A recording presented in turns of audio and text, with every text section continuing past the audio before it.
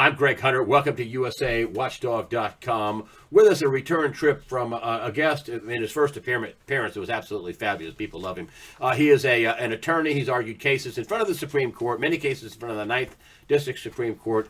He also wrote a very popular book called The Fruits of Graft, and it's about the Great Depression, how the Fed caused it, how they could cause another one.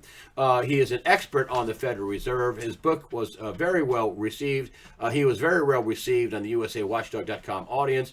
Wayne Jett, thank you for talking with us today and giving us your opinion about what's going on with the Federal Reserve. They seem to be more and more in the news. And I just before we get going, well, first of all, Wayne, thanks for being here. Thank you for having me. I loved it last time, and your audience and their thoughtfulness and questions, so forth. Great audience. Well, thanks, Wayne. You're a great guest, and they can my audience can recognize talent. So let me show you this. I talked about this briefly in the Weekly News wrap up. It's just unbelievable. This is an op-ed in Bloomberg, and this is the story that Breitbart wrote, which I read the op-ed, and it was right on the money. Former New York Fed Chief Bill Dudley urges Federal Reserve to sway election against Trump. And I'm not kidding you. Here's a line out of it, Wayne. He talked about that they shouldn't help Trump's trade war with China. China's the number 3 biggest trading partner, and we don't export that much to them. This is way overblown. I think it's going to amount to 0.1% inflation in America, and they are a red Chinese government, so I don't know what everybody's all worried about. But anyway, he says, Dudley, this is a line out of his op-ed, there's even an argument that the election, we're talking about 2020, falls within the Fed purview. Wow. You got some cojones to come out and write an op-ed piece about attacking the president. Why in the world did he come out and what's your read on this? Why did they do it? Why did he do it? And what does this mean? Well, I don't think he would have written that piece without instructions from the kingmakers cabal, the ones who own the Fed.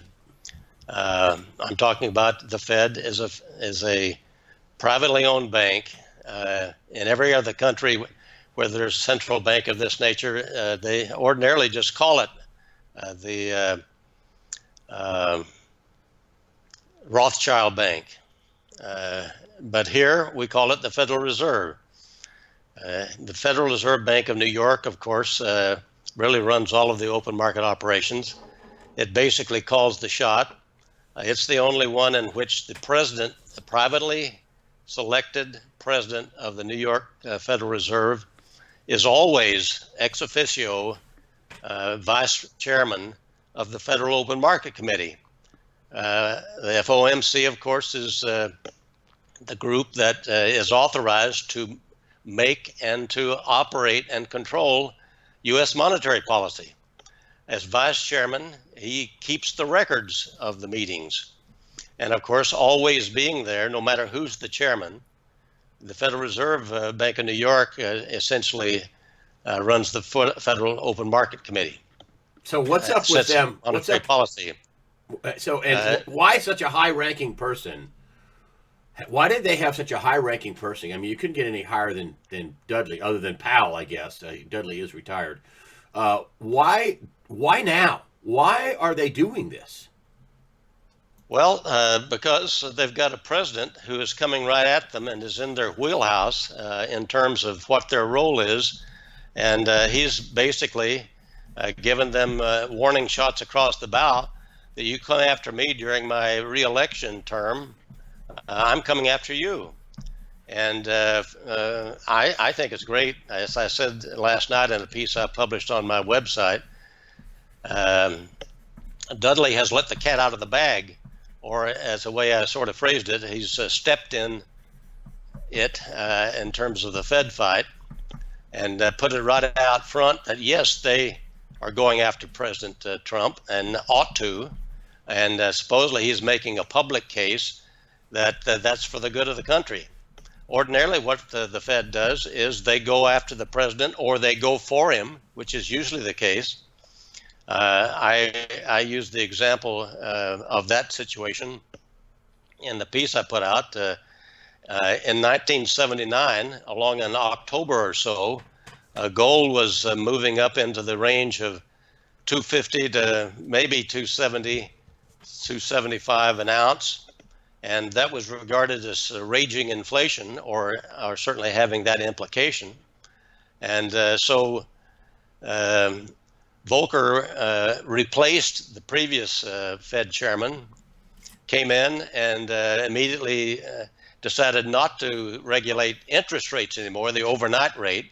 He decided he'd use monetary theory of Milton Friedman, money quantities, they call it, in terms of how much money you put in the economy, rather than regulating interest rates.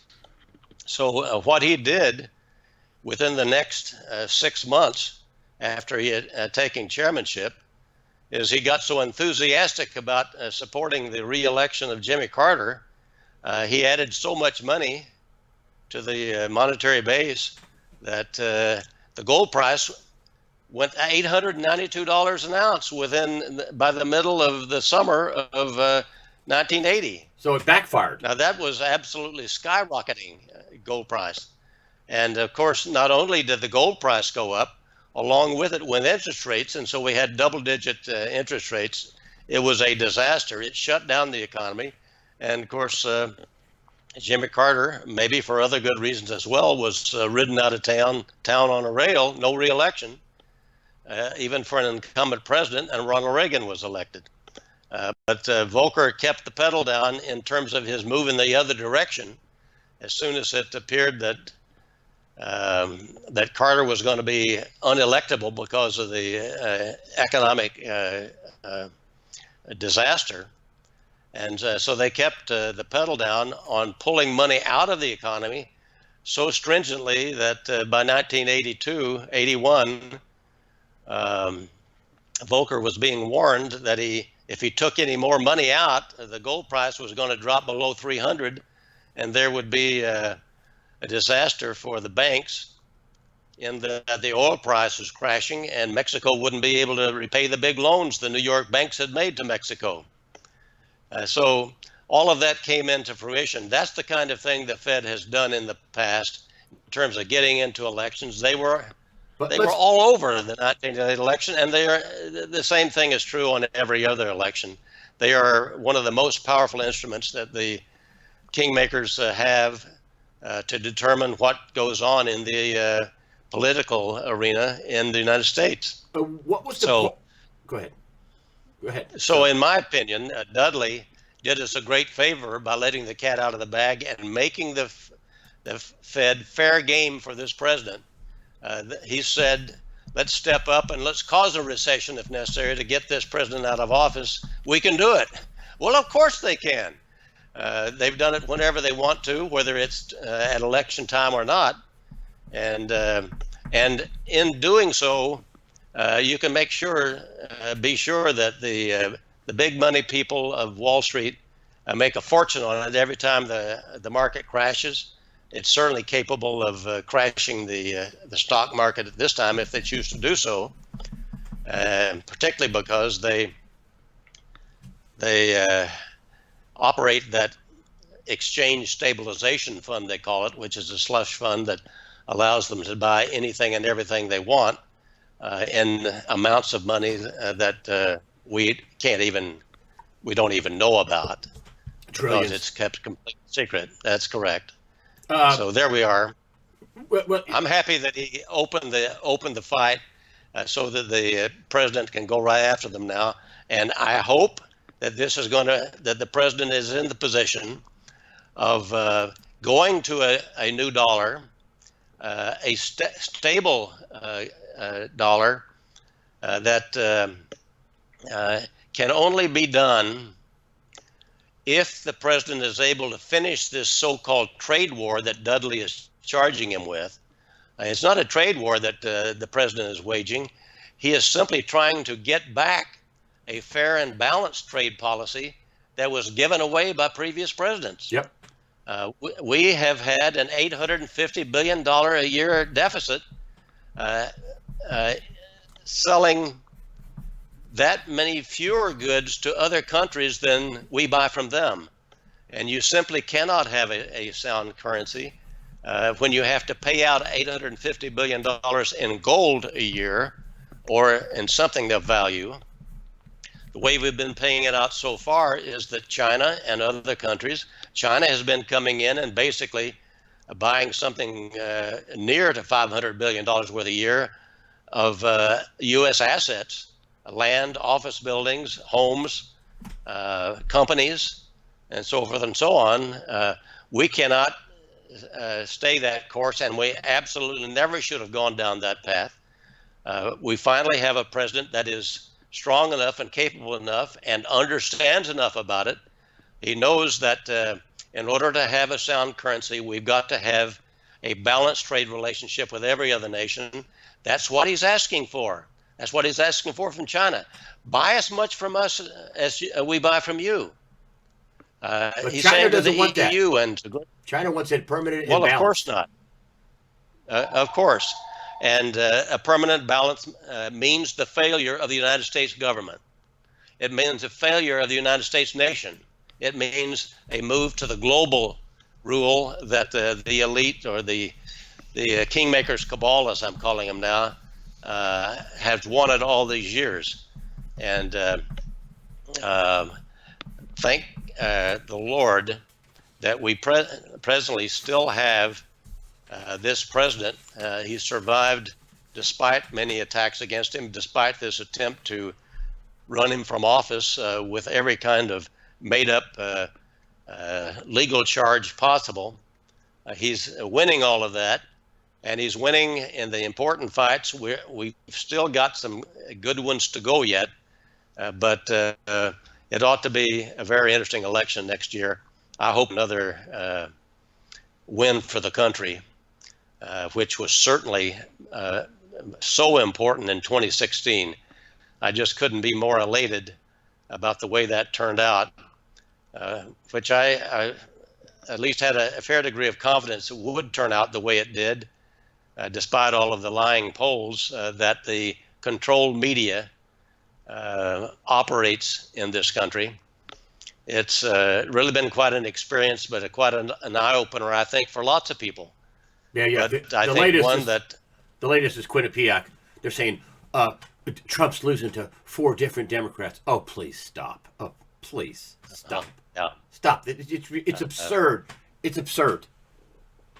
Well, you mentioned my book for a minute ago. Yeah. In addition to the Great Depression, that's what the center of it is, to get your understanding going. But it follows what has happened since the Great Depression. The same cabal has been ruling the country and the world ever since, and has caused so many different things, so many, not just wars, but the tech crash. The Fed was very operative in the tech crash in setting it up. That is, by causing a deflation. I would correct one point that you made. I don't contend that the Fed was the operating tool in the Great Depression. In fact, they held it back. The operatives in causing the Great Depression were both Hoover and primarily Franklin Roosevelt. The presidents in those situations were the ones who took the actions and the inactions during that time that allowed the great fraud of the great crash of 1929. That was essentially set up in advance, planned, and perpetrated by trading fraud on the New York Stock Exchange. That wouldn't happen today, would it? That wouldn't happen today, would it? It most certainly does. It happens every day with computerized fraudulent trading now. And the SEC, that was supposedly the solution set up by Roosevelt to prevent that ever happening again, is the support for every big player in the market.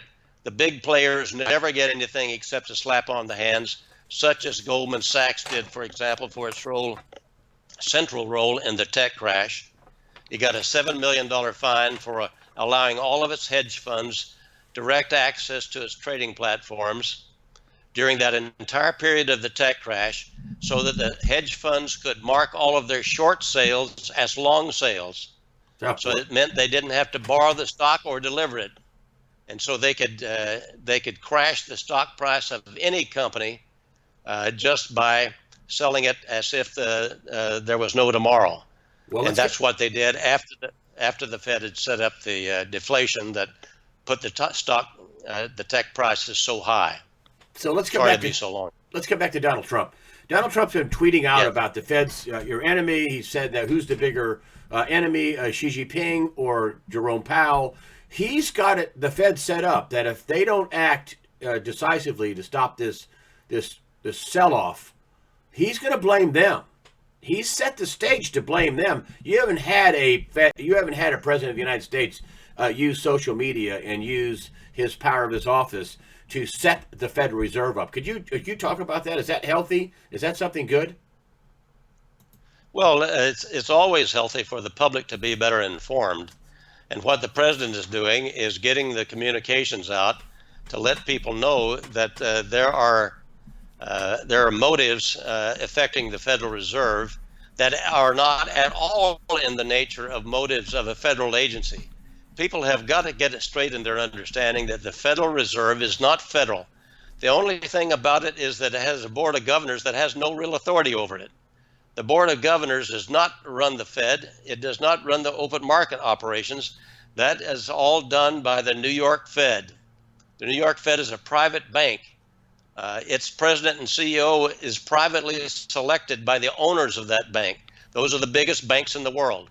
And Donald Trump going after the Fed they've never had this before. The Fed has never had this before. Well, no, they certainly had in the very early days after it was adopted. We actually had some very capable and knowledgeable political leadership, not at the presidential level, because that was Woodrow Wilson, and he's the one who sold out to them. He supposedly was the president of Princeton University, but a sellout to Wall Street, and I think depicted at the time as being led like a puppy dog on a collar and a chain by his managers of Wall Street. But he sold out to them despite his campaign promises in the election of 1912. He promised he wouldn't allow a Federal Reserve. He promised he wouldn't allow a graduated income tax. And in the first year in office, he did both of those things, So which have had a tremendously detrimental effect on the middle class ever since. So let's fast forward to Trump. They've never had an opponent in the White House like Donald Trump. Talk about that. No doubt about it. There is an organized approach of Donald Trump, not only with other nations in his dealings and trying to and actually accomplishing major changes in our relations with other nations of the world. But really, for the first time, we have a president that is stepping back and reclaiming lost ground on the fact that Americans actually want to be an independent nation. Little did people understand what the Bush 41 was talking about when he said was talking about a new world order and moving to that and all of that sort of thing, which was basically moving us down the road toward a collapse of all nations so that rule could be global and could be done by the ruling cabal without any participation by elected representatives. That's what the game plan is. It most certainly still is. In fact, they thought they would be there by now if the election in 2016 had so-called gone right for them. But this approach, we have made such a tremendous headway since 2016, 2017 in rolling that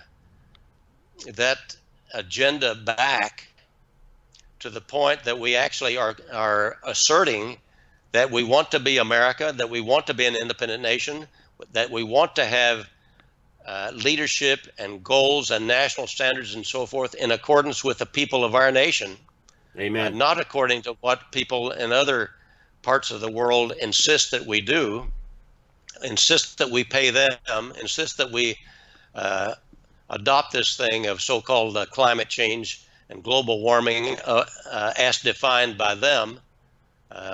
All of these things were way down the line, but they were in accordance with the 1901 manifesto that declared what the goal of the global cabal, the kingmakers, was, and that was to completely wipe out elective government, to completely wipe out individual nations.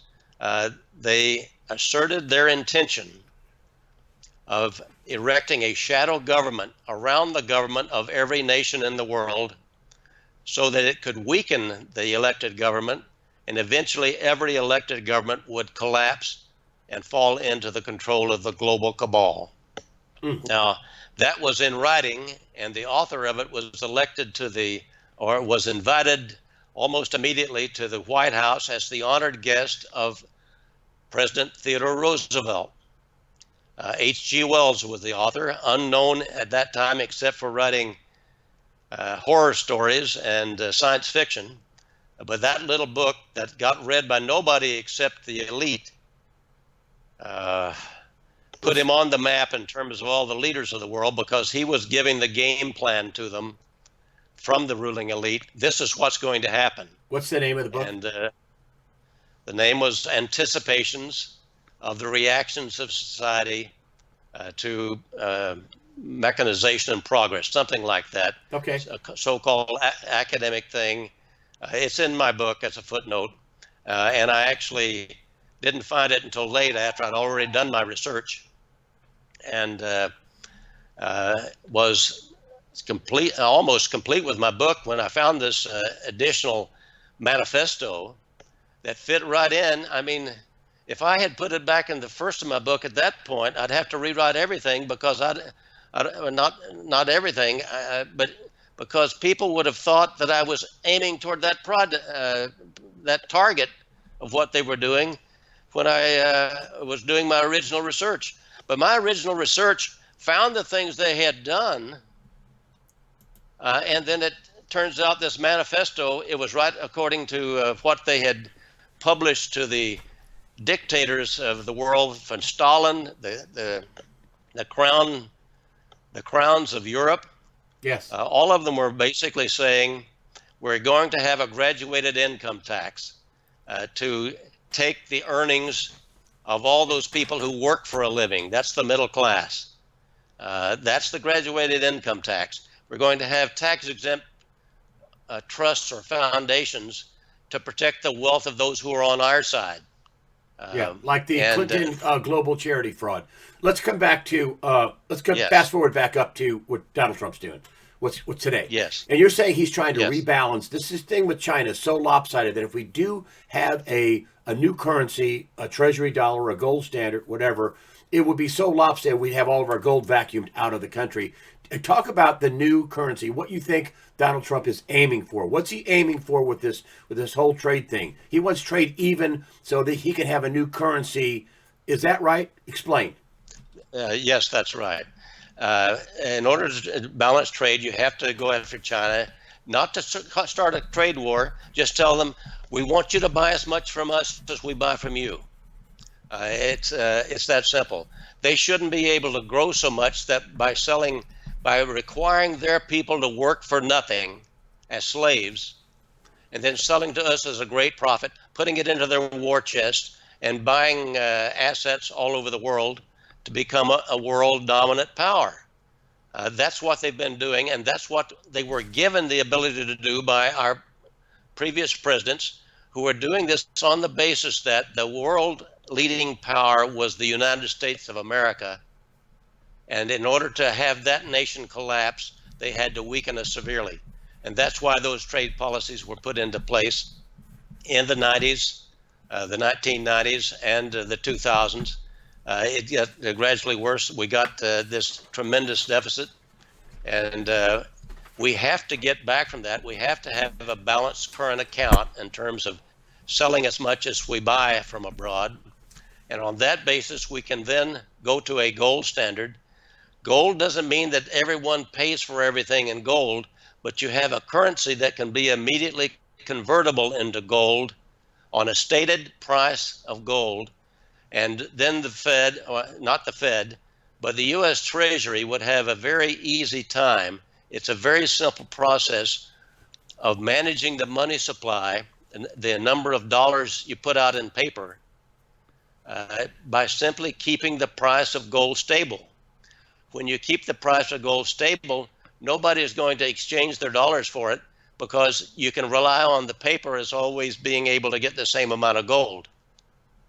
What's the gold price have to be to make this work out? Jim Rickards has come on and done the math on this and said, if you back it by 40%, I mean, you could get anywhere from 10,000 gold to 40,000 per ounce gold to, Jim Sinclair and Bill Holter say if you divide the amount of gold we have in, 8,000 tons, and you divide it into how much cash we say we owe right now, 23 trillion.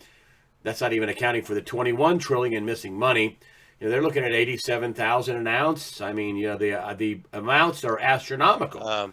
But so where do you think the price could go? I don't think that's the scenario we're facing. I don't have all the pieces of the puzzle to know what the answer to your question is. But it wouldn't be 1,500 an ounce. It would be higher than 1,500. No, it would be higher than that. The gold price has been suppressed by use of the derivatives market. The paper gold, so-called, is the basis for setting the price for the real metal. And those things, the paper derivatives, can be dumped on the market as they often are anytime the gold price steps up. So it's artificially manipulated at this point. How high do you think? What's your ballpark?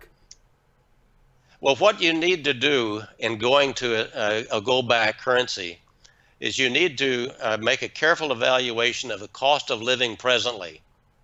And you need to set the gold price according to that cost of living presently. If that, for example, turns out to be, say, $2,500 an ounce, it might be $3,000. It might be something of that nature. But if it's $3,000 an ounce for present, then that's what the Fed ought to adopt as the Treasury, the government ought to adopt that as the new value of the dollar. If you go higher than that, when the cost of living presently would indicate $3,000 gold, then what you're going to do is, once you set the dollar as requiring, say, $50,000 to buy an ounce, that's going to mean $1 buys nothing. And so you're going to have a tremendous increase in the cost of living for ordinary people's needs at that time. And so by setting a very high gold price, yes, you might bail out some banks and make them very wealthy because they've already bought lots of gold, but the rest of the people in the country would be destroyed in terms of their ability to make a living. Are we going to have a tremendous upward adjustment? Are we going to have to default on debt? I mean, this is going to be an ugly transition because we have so much debt. Are we going to have to? I think Donald Trump's any plan out there. We can't pay this back. We couldn't pay the 10 trillion back when Bush left office. We certainly can't pay the 20 trillion back. We can't pay the additional 23 trillion. We can't pay the additional 21 trillion back. That's 40-something trillion. That's just the United States. Nobody can pay any of this money back. Isn't there going to be a giant default in bonds and in debt coming? Well, we have some unknowns that are very important in answering that. And one of the important ones, I think, will be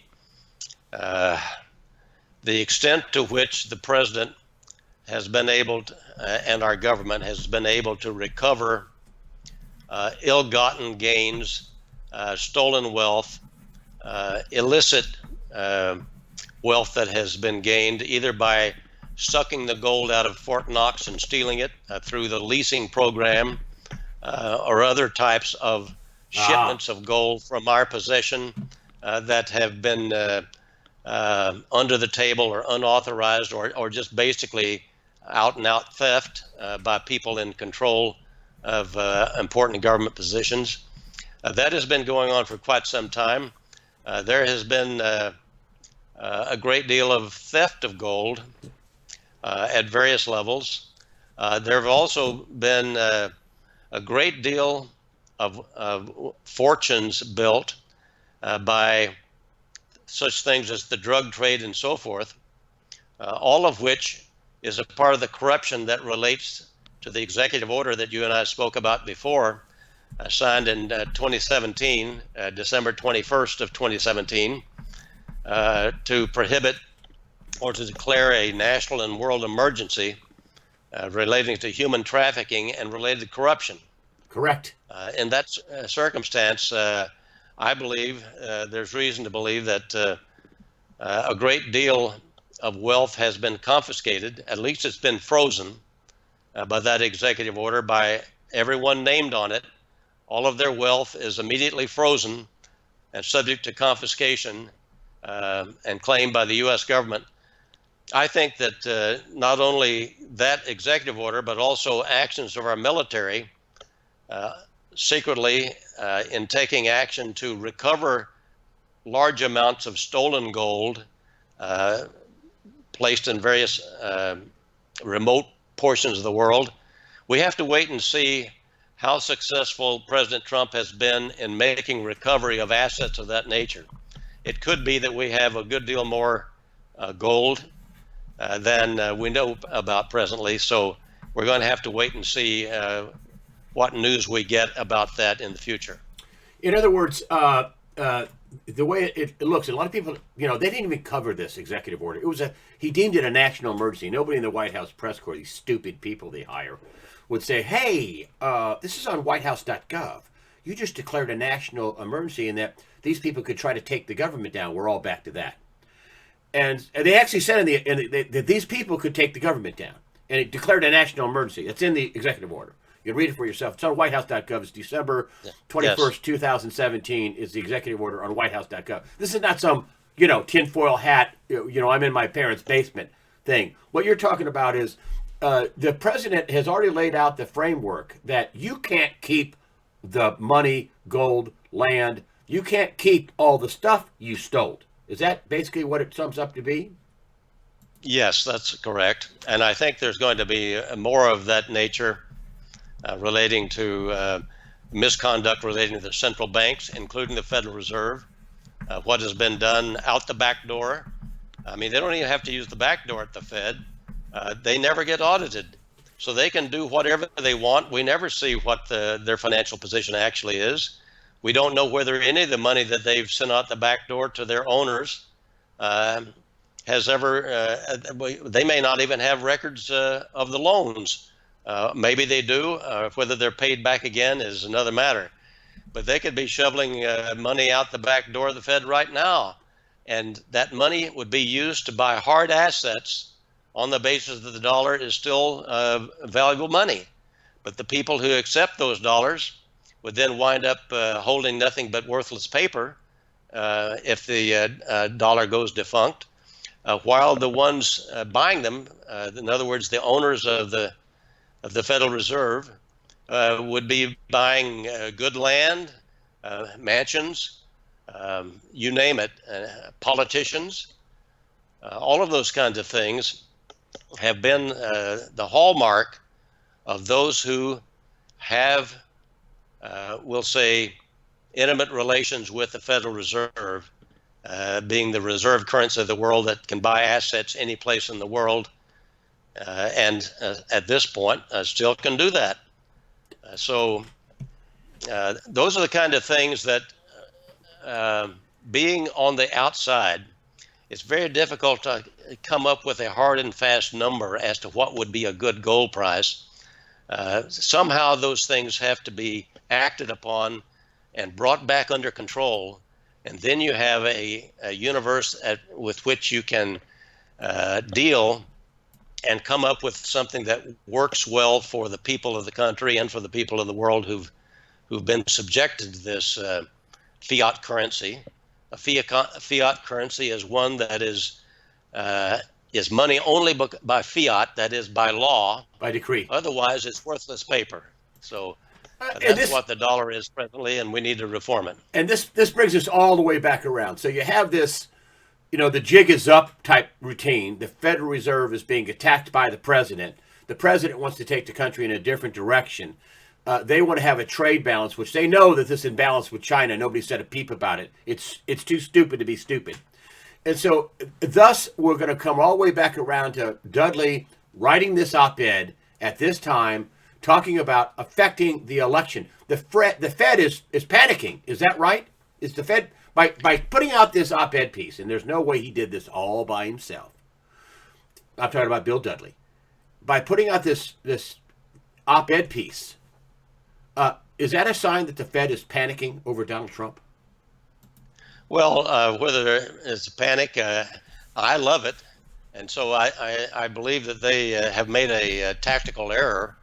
Whether it turns out to be important or not, we'll see.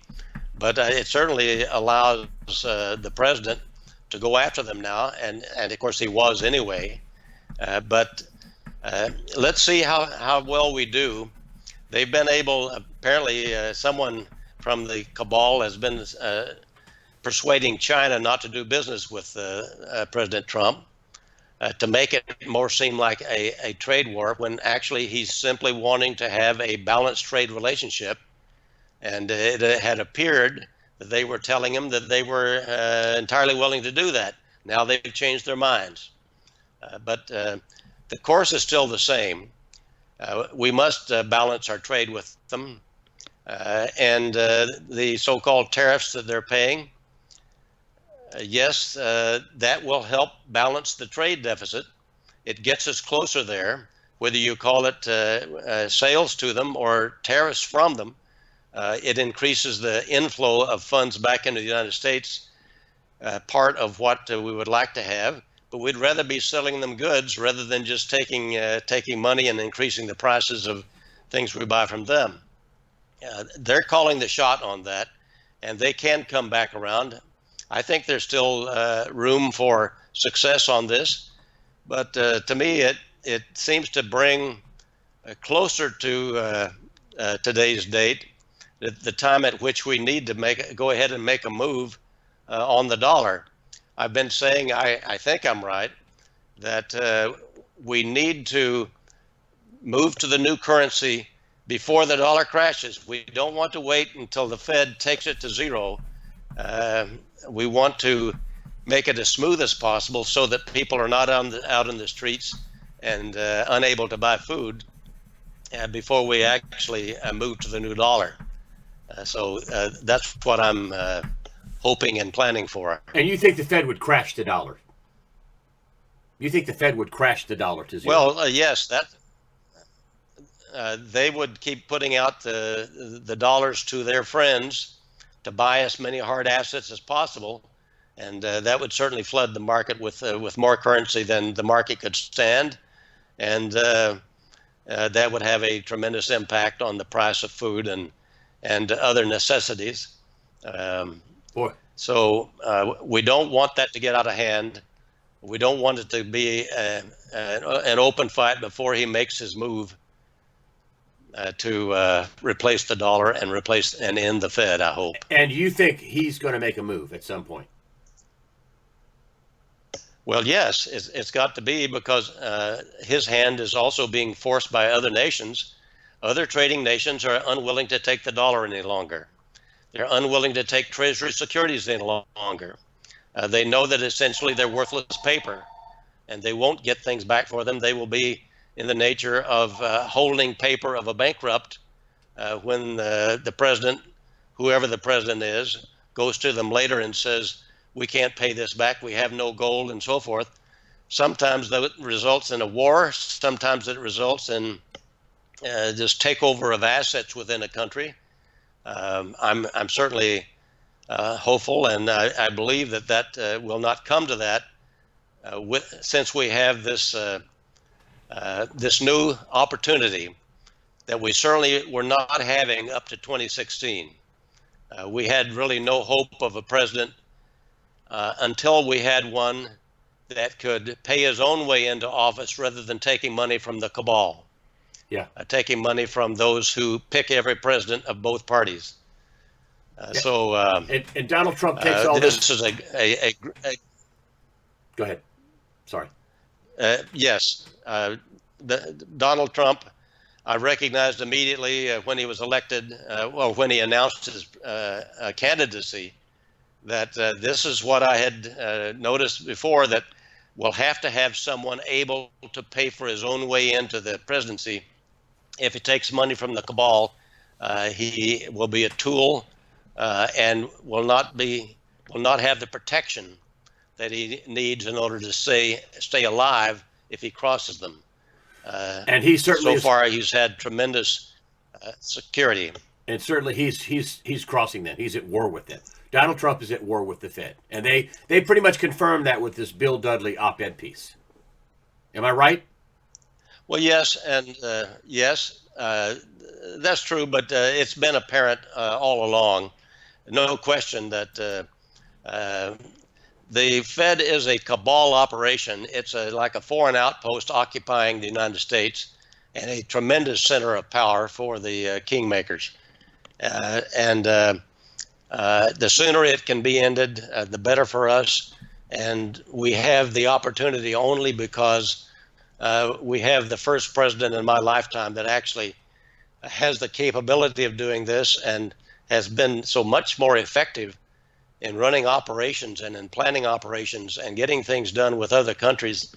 It's a very multifaceted thing to take these people on because they have been so comprehensive in controlling every nation.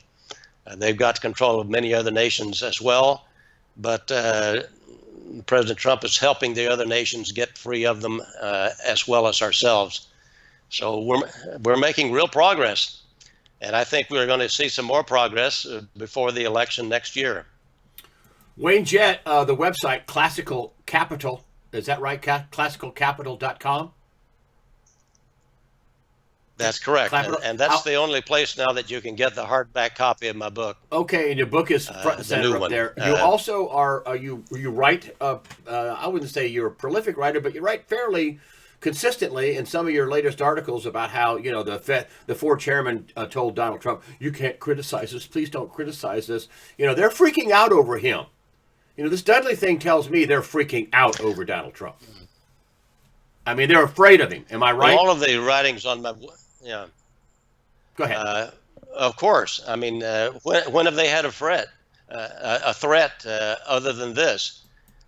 Yes, they had some pushback from Ronald Reagan. He was promptly shot for it.